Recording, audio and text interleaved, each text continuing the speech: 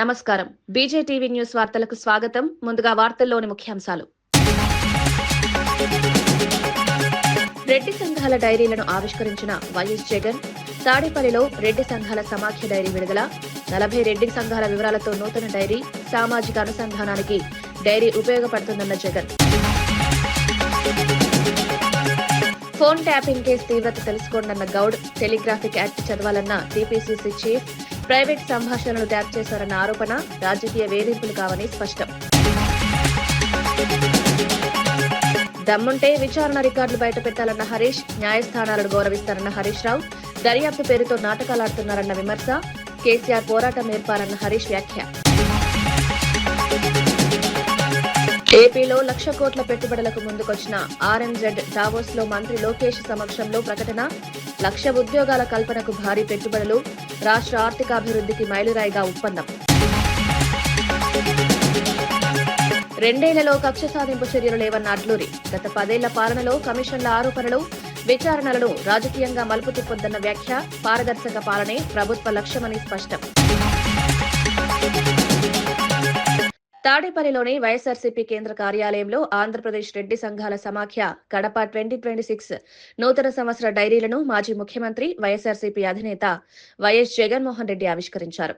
రాష్ట్ర వ్యాప్తంగా వివిధ ప్రాంతాల్లో ఉన్న 40 రెడ్డి సంఘాల వివరాలను క్రోడీకరించి ఈ డైరీ రూపొందించారు. ఈ కార్యక్రమంలో Mangalagiri YSRCP incharge Dontireddy Vemareddy, employees and pensioners విభాగం రాష్ట్ర అధ్యక్షుడు నలమారు చంద్రశేఖర్ రెడ్డి, ఏపీ రెడ్డి సంఘాల సమాఖ్య అధ్యక్షుడు కె వెంకటకృష్ణారెడ్డి, ప్రధాన కార్యదర్శి L Kondareddy, treasurer doctor M Subbireddy తదితరులు పాల్గొన్నారు. సామాజిక సంఘాల మధ్య అనుసంధానం పెంచేలా ఈ డైరీ ఉపయోగపడుతుందని నేతలు తెలిపారు. కార్యక్రమం ఉత్సాహంగా సాగింది.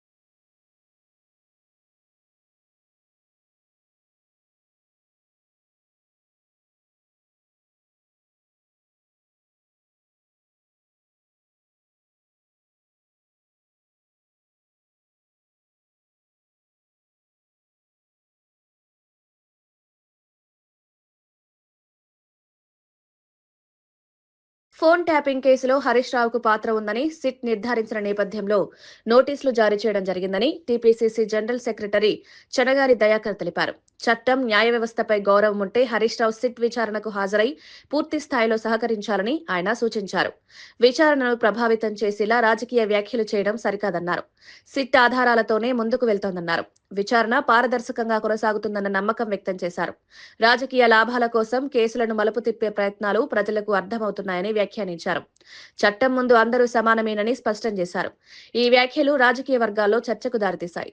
ప్రభుత్వం ఒక ఐపీఎస్ ని సిట్టు వేసి అందరిని విచారించినటువంటి సందర్భంలో గత 10 రోజుల క్రితం ఎమ్మెల్సీ నవీన్ రావు కావచ్చు, ఒక ఛానల్ యజమాన్యం నడుపుతున్నటువంటి శ్రవణ్ రావు కావచ్చు, ఇట్లా కొంతమంది వాగ్మూలం ఇచ్చినటువంటి సందర్భంలో హరీష్ రావు గారి పాత్ర చాలా కీలకంగా ఉంది ఫోన్ ట్యాపింగ్ లో అని సిట్ అధికారులు నిర్ధారించి హరీష్ రావు గారికి ఈరోజు సిట్ అధికారులు నోటీస్ ఇచ్చి విచారణకు హాజరు కావాలంటే ఆ విచారణకు హాజరు కాకుండా తన పైన వచ్చినటువంటి గతంలో కవిత గారు, కేసీఆర్ గారి కూతురే నా భర్త ఫోన్ ట్యాప్ చేసిరని మీడియా ముందు మాట్లాడితే కూడా ఇంతవరకు హరీష్ రావు గారు ఏ ఒక్కరోజు ప్రెస్ మీట్ పెట్టి మాట్లాడలేదు. హుజూరాబాద్ ఉప ఎన్నికల గెలవడం కోసం, అదేవిధంగా ఉమ్మడి మెదక్ జిల్లాలో ప్రతి రాజకీయ నాయకుడు ఫోన్ ట్యాపింగ్ పాల్పడింది హరీష్ రావు గారు అనే విషయం మనందరికి తెలుసు. కాబట్టి నిజంగా హరీష్ రావు గారి పైన, ఈ చట్టాల పైన, న్యాయస్థానాల పైన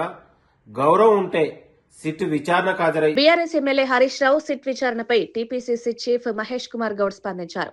కేటీఆర్ కు లొట్టపీస్ తప్ప ఏమీ తెలియదని విమర్శించారు. టెలిగ్రాఫిక్ యాక్ట్ చదివితే కేసు తీవ్రత ఏంటో అర్థమవుతుందని వ్యాఖ్యానించారు. తన ఫోన్ తో పాటు షబీర్ అలీ ఫోన్ సహా పలువురి ఫోన్లు ట్యాప్ చేసి ప్రైవేట్ సంభాషణలు విన్నారని ఆరోపించారు. ఇది రాజకీయ వేధింపులు కాదన్నారు. వేధింపులు చేయాలంటే 2 ఏళ్లు వేచి చూడాల్సిన అవసరం ఉండేదా అని ప్రశ్నించారు. అప్పుడే జైలుకు పంపేవాళ్లమన్నారు. ఈ వ్యాఖ్యలు తెలంగాణ రాజకీయాల్లో తీవ్ర చర్చకు దారితీశాయి. కేసులు అయితే ఉన్నాయి. చట్టం తన పరిధిలో తన పని చేసుకుంటూ పోతుంది. ఒకటి మాత్రం చెప్పదలుచుకున్నా, ఫోన్ ట్యాపింగ్ అత్యంత హేయమైన చర్య. దీంట్లో ఎవరు దోషులకు తేలినా వారిని డెఫినెట్గా శిక్షించాల్సిందే. ఈ విషయంలో కేసీఆర్ కూడా నోటీసులు ఇచ్చే అవకాశం ఉంది. చూస్తారు, చట్టం ఏ రకంగా పోతుందో చూడాలి. దాంట్లో ఆ చట్టంలోకి మనం ఇన్వాల్వ్ కాము కదా, మనం ఇంట్రూడ్ కాము. చట్టం తన పని తను చేసుకుంటూ పోతుంది. అవసరం అనుకున్నప్పుడు అనివార్యమైనప్పుడు ఇస్తారు.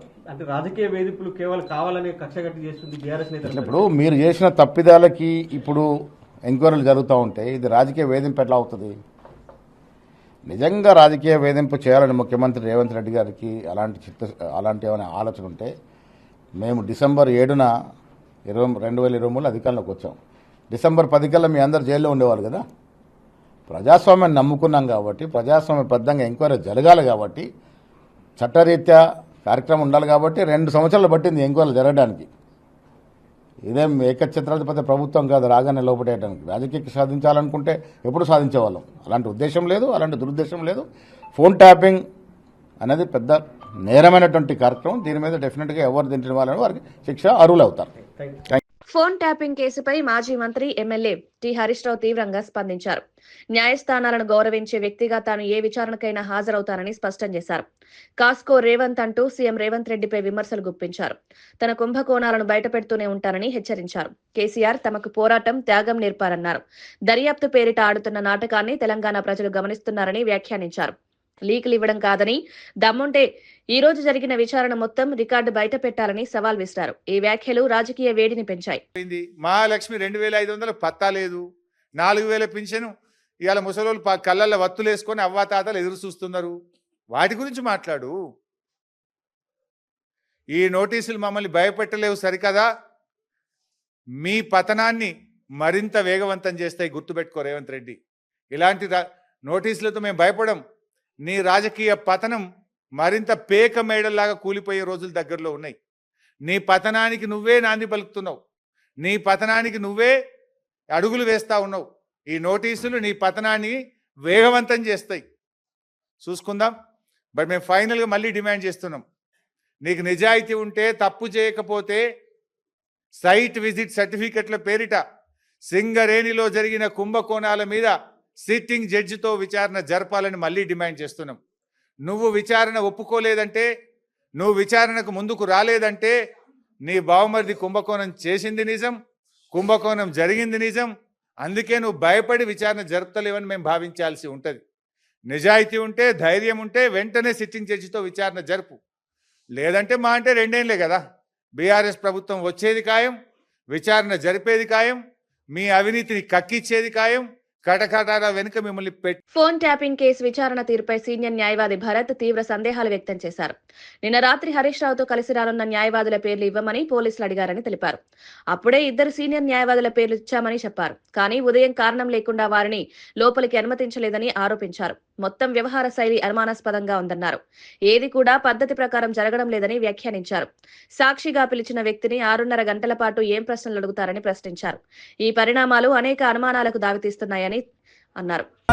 తర్వాత హైడ్రా విషయంలో అనేక విషయాలలో వారు కోర్ట్ ఫ్రంట్ లో తప్పనిసరిగా ఉంటుంది. హరీష్ రావు గారు ఏమన్నా ఇప్పుడు దాదాపు ఆయనకి 50 సంవత్సరాలు దాటున్నది. ఆయనకి డయాబెటిక్. ఆయన 6 గంటల సేపు ఏముంటుంది మాట్లాడే దానికోసం. అడ్వకేట్ ని అలో చేస్తే ఏం నష్టం వస్తుంది? ఇదివరకే సుప్రీంకోర్టు దాంట్లో డైరెక్షన్స్ ఇచ్చినది. ప్రభాకర్ రావు గారికి అడ్వకేట్ ని అలో చేస్తున్నారు. ఎందుకు చేయట్లేదు? అడ్వకేట్ ని అలో చేయకుండా 6 గంటల సేపు ఇప్పుడు పోలీస్ స్టేషన్ లో ఉంచడం మూలంగా హరీష్ రావు గారికి ఏమైనా హాని తలపెడుతున్నారా అనేది కూడా మాకు కొంత అనుమానంగా ఉన్నది. ఆయన మీద ప్రెషర్ పెడుతున్నారో తెలియదు. కాబట్టి ఇవన్నీ కూడా పద్ధతిగా జరగాల, పద్ధతిగా జరగట్లేదు. చట్టాన్ని గౌరవించే ఒక నోటీస్ ఇస్తే ఆ నోటీస్ పోలీసుల నుండి అలా హరీష్ రావు గారు వచ్చారు. వస్తే ఈ పద్ధతిలో 6 గంటల సేపు అతన్ని పోలీస్ స్టేషన్ లో పెట్టి ఏం చేస్తున్నారో తెలియదు. కాబట్టి మేము ఖచ్చితంగా ఒకటే డిమాండ్ చేస్తున్నాం ఏంటంటే, ఏదైనా పారదర్శకంగా ఉండాలి. అది విచారణ కానివ్వండి, ఏదైనా కానివ్వండి, ఇందులో పారదర్శకత కనిపించట్లేదు. ఇంతకుముందు ఛార్జ్ షీట్లు వేస్తున్నారు. ఇంతకుముందు ఇన్వెస్టిగేషన్ లో ఏ రకమైన లోపాలు ఉంటే ఇవాళ ఏ రకమైన ఆవశ్యకత ఉండి ఇవాళ సిట్ వేసిండ్రు అనేది ప్రభుత్వం చెప్పట్లేదు. ఇవాళ ఉట్టిగానే మేము సిట్ వేస్తామనండి. ఇష్టారాజ్యం కాదు కదా ఇది. ఈ రకంగా చేసేదానికి వీల్లేదనేది మా అభిప్రాయం. ఫోన్ ట్యాపింగ్ కేసులో హరీష్ రావుకు సిట్ జారీ చేసిన నోటీసులపై బీఆర్ఎస్ రాజకీయాలు చేయడం దురదృష్టకరమని టీపీసీసీ అధికార ప్రతినిధి చరణ్ కౌశిక్ యాదవ్ అన్నారు. స్పష్టమైన ఆధారాల ఆధారంగానే సిట్ నోటీసులు ఇచ్చిందని స్పష్టం చేశారు. విచారణ పూర్తిగా పారదర్శకంగా కొనసాగుతుందన్నారు. ఈ దశలో రాజకీయ ఆరోపణలు చేయడం సరికాదని హితవు పలికారు. చట్టం ముందు అందరూ సమానమేనన్న విషయాన్ని బీఆర్ఎస్ నేతలు గుర్తుంచుకోవాలని సూచించారు. విచారణకు పూర్తి స్థాయిలో సహకరించాల్సిన బాధ్యత ప్రతి ఒక్కరిపై ఉందన్నారు. ప్రజలను తప్పుదోవ పట్టించే వ్యాఖ్యలు మానుకోవాలని కోరారు. సిట్ తన పని తాను చేస్తుందని, నిజాలు బయటపడతాయని చెప్పారు. ఈ వ్యాఖ్యలు రాజకీయ వర్గాల్లో చర్చకు దారితీశాయి. చెప్పారు కదా, మా భర్త ఫోన్ ట్యాపింగ్ చేసిరు, దానిలో హరీష్ రావు గారు, సంతోష్ రావు గారు, శ్రవణ్ రావు గారు ఉన్నాయి. ఎవరైనా అల్లుని ఫోన్ ట్యాపింగ్ చేస్తే మాట్లాడరని చెప్పేసి తండ్రిని కూడా ప్రశ్నించే పరిస్థితి మనం చూసినాం. అంటే మీరు టెలిఫోన్ ట్యాపింగ్ పాల్పడ్డ విషయం చాలా స్పష్టంగా నిర్ధారణ అయింది. అదే కాకుండా తెలంగాణ రాష్ట్రంలో పెట్టుబడిదారుల ఫోన్ ట్యాపింగ్ కావచ్చు, రాజకీయ నాయకుల ఫోన్ ట్యాపింగ్ కావచ్చు, టీవీ ఛానల్ అధినేతల ఫోన్ ట్యాపింగ్ కావచ్చు, మీకు నచ్చని గిట్టని వ్యక్తుల ఫోన్ ట్యాపింగ్ కూడా చేసిన మాట వాస్తవం. దానికి సమాధానం చెప్పలేకనే అదేవిధంగా అసెంబ్లీ బైకాట్ చేసి కేటీఆర్ గారు, హరీష్ రావు గారు వెళ్ళిపోయిన పరిస్థితి మనం చూసినాం. కాబట్టి ఫోన్ ట్యాపింగ్ పాల్పడ్డారు కాబట్టి హరీష్ రావు గారు ప్రతిసారి హైకోర్టుకు, సుప్రీంకోర్టు పోయే ప్రయత్నం వారు చేస్తా ఉన్నారు. అదే కాకుండా సిట్ నోటీస్ ఇస్తే దాన్ని కూడా రాజకీయం చేసే ప్రయత్నం BRS party, Bharatiya Janata party, అదే కాకుండా కేటీఆర్ గారు రాజకీయం చేసే ప్రయత్నం చేస్తా ఉన్నారు. భారతీయ జనతా పార్టీ హరీష్ రావు గారిని కావచ్చు, బీఆర్ఎస్ పార్టీ నాయకులకు నోటీస్ ఇచ్చినప్పుడు అదే కాకుండా ఈడీ కావచ్చు, అదే కాకుండా సిబిఐ కావచ్చు, కేసులు నమోదు చేయకుండా వాళ్ళు రక్షించే ప్రయత్నం భారతీయ జనతా పార్టీ కూడా చేస్తా ఉంది. కాబట్టి తెలంగాణ సమాజం అంతా కూడా గమనిస్తూ ఉండాలని. ఓటు వేయలేదని సంక్షేమ పథకాలు కట్ చేస్తామంటూ ఓ గ్రామంలో మంత్రి బెదిరింపులకు పాల్పడ్డారని ఆరోపణలు వెలువెత్తాయి. మీకు ఓటు వేసిన వారికే మీరు మంత్రి కాదా అంటూ ప్రజలు ప్రశ్నిస్తున్నారు. సంక్షేమ పథకాలు ప్రభుత్వం ప్రజలందరికీ అందించాల్సిన హక్కు అని, వాటిని ఓటుతో ముడిపెట్టడం ప్రజాస్వామ్యానికి విరుద్ధమని విమర్శలు వినిపిస్తున్నాయి. ఒక ఊర్లో తనకు ఓటు వేయలేదని పథకాలు నిలిపిస్తామంటూ హెచ్చరించడం దారుణమని విపక్షాలు మండిపడుతున్నాయి. ఈ వ్యవహారం రాజకీయంగా తీవ్ర దుమారం రేపుతోంది. ప్రజలను భయపెట్టే రాజకీయ సంస్కృతి తగదని సామాజిక వర్గాలు స్పందిస్తున్నాయి. ఈ ఘటనపై స్పష్టత ఇవ్వాలని డిమాండ్ పెరుగుతోంది. వద్దంటే వెనక్కి ఇస్తారా మీరు? ఇప్పుడు 1.5 సంవత్సరం నుంచి మేము ఇస్తున్న పెన్షన్లు రెడ్డి గారులు అందరూ తీసుకున్నారే, అన్నదాత సుఖీభావ ఇస్తే తీసుకున్నారే, అలాగే తల్లికి వందనం ఇస్తే మీ బిడ్డలకి తీసుకున్నారే. ఈరోజు అనేక కార్యక్రమాలు మీకు అందిస్తే ఇవన్నీ పొందారే. కానీ ఇవాళ ఎలక్షన్ వస్తే ఓటు వేయడానికి అడిగితే రెడ్డి గారుల పార్టీయా? అట్లే రెడ్డి గారులను లెక్కేసి తీసేద్దాం. ఇప్పుడు రెడ్డి గారులు కాని వాళ్ళకి ఇంకో 10 ఎక్కువ ఇస్తాను నేను. ఇక్కడ ఇచ్చిపోమంటారా? మీ అన్ని పీకి నాకు 5 నిమిషాలు పట్టదు. ఒక్క క్షణం ఏదో ఎంఆర్ఓ ఉన్నాడు, ఎంపీడీఓ ఉన్నాడు. ఎవరికైతే మాకు వ్యతిరేకంగా ఈ ఊర్లో పనిచేశారో నా దగ్గర లిస్ట్ ఉంది, పేర్లు ఉన్నాయి. ఎవరైతే 1వ తారీఖు అంతా పెన్షన్లు మాకు వచ్చినాయి అని చెప్పి తీసుకుంటున్నారో ఇంటి గడపకాడ వాళ్ళ పేర్లు చెప్పి తీసేయమన్నా చెప్పేదా? కానీ సభ్యత స్థానిక సంస్థల ప్రజాప్రతినిధులకు కనీస గౌరవ వేతనం కూడా ఇవ్వడం లేదంటూ ఏపీ హైకోర్టులో దాఖలైన రిట్ పిటిషన్ విచారణకు వచ్చింది. ఈ సందర్భంగా ప్రభుత్వ తీరుపై హైకోర్టు తీవ్ర అసంతృప్తి వ్యక్తం చేసింది. ఎందుకు గౌరవ వేతనం ఇవ్వలేదని ప్రభుత్వాన్ని ప్రశ్నించింది. వైఎస్ఆర్సీపీ పంచాయతీరాజ్ విభాగం అధ్యక్షుడు వెన్నుపూస రవీంద్రారెడ్డి ఈ విషయాన్ని ప్రస్తావిస్తూ ప్రజాప్రతినిధులను నిర్లక్ష్యం చేయడం సరికాదన్నారు. గ్రామ స్థాయిలో పనిచేసే ప్రజాప్రతినిధులకు ఆర్థిక భద్రత కల్పించాల్సిన బాధ్యత ప్రభుత్వంపై ఉందన్నారు. హైకోర్టు వ్యాఖ్యలు ప్రభుత్వానికి హెచ్చరికగా మారాయని రాజకీయ వర్గాలు విశ్లేషిస్తున్నాయి. ప్రతినిధులు వాళ్ళు కూడా మనుషులే, వాళ్ళు కూడా ప్రజల చేత ఎన్నుకోబడినటువంటి వాళ్ళే. వాళ్ళ జ్యూరిస్డిక్షన్ మేరకు, వాళ్ళకున్నటువంటి టెరిటోరియల్ జ్యూరిస్డిక్షన్ మేరకు వాళ్ళు కూడా ఎన్నుకున్నటువంటి ప్రజల చేత ఎన్నుకోబడినటువంటి వాళ్ళే. కాబట్టి మీకు ఏదైతే ఉందో హక్కు, అన్ని హక్కులు కూడా వాళ్ళకు కూడా సమాంతరంగా ఉంటాయనేటువంటి కనీస విచక్షణ మీకు లేదా అని చెప్పి సందర్భంగా అడుగుతా ఉన్నా. కాబట్టి మామూలుగా గతంలో మనం చూసినట్లయితే ఎక్కడైనా హైకోర్టులు ఇక ప్రభుత్వాల్ని మొట్టికాయలు వేసి చివాట్లు పెడితే వాళ్ళు దాన్ని బాధ్యతగా తీసుకొని ఆ పదవులకు రాజీనామాలు చేసినటువంటి చరిత్ర కూడా మనం గతంలో చూసాం. అయితే ఈ ప్రభుత్వం దున్నపోతు లాంటి ప్రభుత్వం కాబట్టి ఈ మంత్రులు కావచ్చు, ఈ ముఖ్యమంత్రి కావచ్చు, ఈ రాష్ట్ర హైకోర్టు ఎన్ని మొట్టికాయలు వేసినప్పటికీ కూడా కనీస చలనం లేనటువంటి ప్రభుత్వం, దుర్మార్గమైనటువంటి ప్రభుత్వం ఈ ప్రభుత్వం అని చెప్పేసి ఈ సందర్భంగా నేను తెలియజేస్తా ఉన్నా. తక్షణమే మీరు ఏదైతే హామీ, మీ మేనిఫెస్టోలో ఏదైతే హామీ ఇచ్చారో, మేము అధికారంలోకి వచ్చినటువంటి వెంటనే స్థానిక సంస్థల ప్రజాప్రతినిధులకు పెద్ద ఎత్తున జీతాలని పెంచుతామని చెప్పారు. పెంచుతామని ఏదైతే మీరు మేనిఫెస్టోలో పెట్టారో ఖచ్చితంగా ఆ మేనిఫెస్టోను అమలు పరచండి. వాళ్లకు మీరు ఇచ్చేటువంటి గౌరవ వేతనాలు మీ మేనిఫెస్టో ప్రకారం పెంచి తక్షణమే విడుదల చేయాలని చెప్పేసి ఈ సందర్భంగా మేము డిమాండ్ చేస్తున్నాం. చంద్రబాబు నాయుడు వైఖరి రోజు రోజుకు మితిమీరుతోందని మాజీ ఎమ్మెల్యే కొరముట్ల శ్రీనివాసులు తీవ్ర విమర్శలు చేశారు.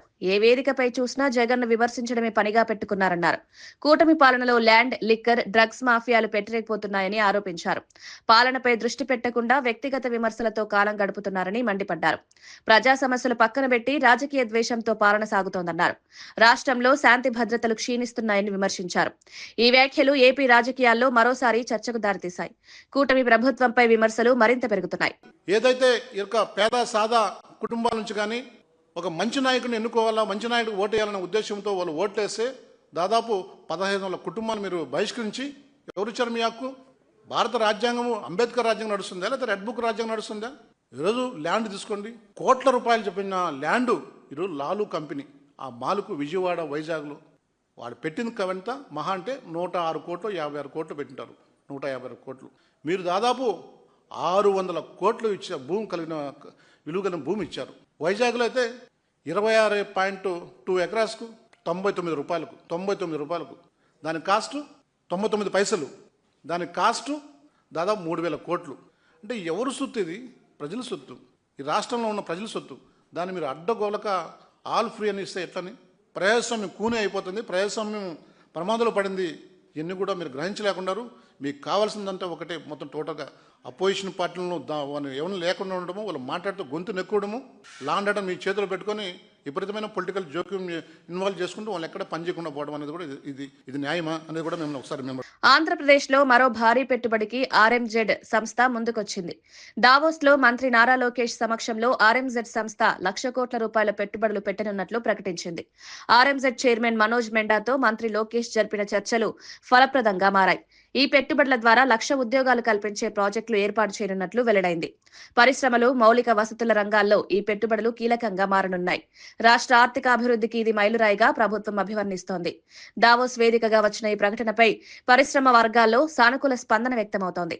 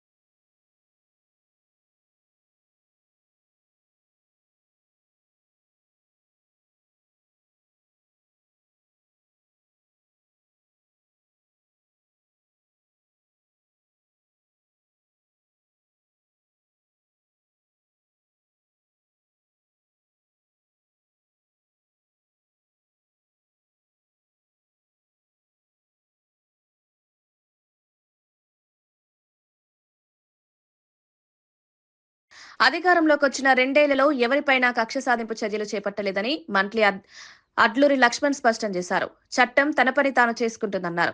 బీఆర్ఎస్ పార్టీ గత 10 ఏళ్ల పాలనలో కమిషన్ల మీద కక్కుర్తిపడి రాష్ట్రాన్ని దోచుకుందని తీవ్ర విమర్శలు చేశారు. కవిత చేసిన ఆరోపణలపై హరీష్ రావు సమాధానం చెప్పాలని డిమాండ్ చేశారు. విచారణలను రాజకీయంగా మలుపు తిప్పే ప్రయత్నాలు ప్రజలకు స్పష్టంగా కనిపిస్తున్నాయని వ్యాఖ్యానించారు. ప్రభుత్వానికి దాచాల్సిందేమీ లేదన్నారు. చట్టబద్ధంగా విచారణ జరిగితే నిజాలు బయటపడతాయని చెప్పారు. పాలనలో పారదర్శకతే తమ లక్ష్యమని తెలిపారు. ఈ వ్యాఖ్యలు తెలంగాణ రాజకీయాల్లో మరోసారి చర్చకు దారితీశాయి. చేసుకుంటది వారు ప్రభుత్వంలో 10 సంవత్సరాలు మేమే రాజులం, మేమే మంత్రులం, మాకెవరు ఎదురు లేరని చేసి పాపాలు చేసి కమిషన్ల మీద కకృతిపడి ఇష్టానుసారంగా ఈ రాష్ట్రాన్ని దోసుకొని లూటీ చేస్తే ఒక్కొక్కటి బయటకు వస్తుంటే ఏం చెప్పలేని పరిస్థితి లోపల మా ప్రభుత్వం మీద మా ముఖ్యమంత్రి మీద బురద జల్లుతుంది కాబట్టి తప్ప ఎక్కడ కూడా వాళ్ళకి అవకాశం లేదు. ఈరోజు మేము ప్రభుత్వంలో ఉన్నటువంటి ఒక రాష్ట్ర మంత్రిగా నేను చెప్తున్నా, నేను నిజంగా నువ్వు సత్యశీలుడివి, నువ్వు నీతివంతుడు అయితే వాళ్ళు కేవలం నోటీసు పంపించిళ్ళు. ఆ నోటీస్కి నువ్వు రిప్లై ఏమని నోటీస్ పంపించిండ్రు, దేనికోసం నోటీస్ పంపించిండ్రు, ఏమని అడుగుతున్నారు సిట్ బృందం అనే దాని మీద ప్రజలకు జవాబు చెప్పు. లేదంటే మా సోదరిమణి మాజీ పార్లమెంట్ సభ్యురాలు మా కవితక్క మాట్లాడిన మాటల కన్నా నువ్వు జవాబు చెప్పు. హరీష్ రావు గారు మిమ్మల్ని అన్నారు కదా, మీ యొక్క బంధువు మాజీ ఎంపీ కవితక్క గారు మాట్లాడిళ్ళు, ఈ రాష్ట్రాన్ని దోసుకున్నారు, ఈ రాష్ట్రాన్ని అన్ని విధాల నష్టం చేసిందని మాట్లాడిన కవితకు హరీష్ రావు నువ్వే కర్త కర్మ క్రియ అని చెప్పి పేరు పెట్టి మీతో మాట్లాడింది, దానికి ఫస్ట్ జవాబు చెప్పు. హైదరాబాద్ దోమలగూడ ఇందిరా పార్క్ ధర్నా చౌక్ లో తెలంగాణ ఉద్యమకారులు చేపట్టిన పోరు దీక్షకు రాజ్యసభ సభ్యుడు ఆర్ కృష్ణయ్య సంఘీభావం ప్రకటించారు. కళాకారుల విప్లవాత్మక స్ఫూర్తితోనే సమాజంలో మార్పు వస్తుందన్నారు. అర్హులైన కళాకారులు ఉద్యోగాల సాధన కోసం పోరాటం కొనసాగించాలని పిలుపునిచ్చారు. కళాకారుల సమస్యల పరిష్కారంలో ప్రభుత్వం మొండి వైఖరి వీడాలని డిమాండ్ చేశారు. బీసీ సంక్షేమ సంఘం అధ్యక్షుడు జాజుల శ్రీనివాస్ గౌడ్, ఉద్యమ కళాకారుల సంఘం అధ్యక్షుడు వెంకటేశం తదితరులు పాల్గొన్నారు. కళాకారుల జీవన భద్రతపై ప్రభుత్వం స్పష్టమైన నిర్ణయం తీసుకోవాలని వక్తలు కోరారు. ఈ ధర్నా రాష్ట్ర వ్యాప్తంగా దృష్టిని ఆకర్షించింది. సమాజాన్ని మరింత మార్పు తీసుకురావాలని సమూలాగ్రమైనటువంటి మనం ఇప్పటికే పోరాటాల ద్వారా సమాజంలో చాలా మార్పులు తీసుకొచ్చాం. ఇప్పుడు రాజ్యాధికారం కోసం పోరాడడం ఒక భాగం.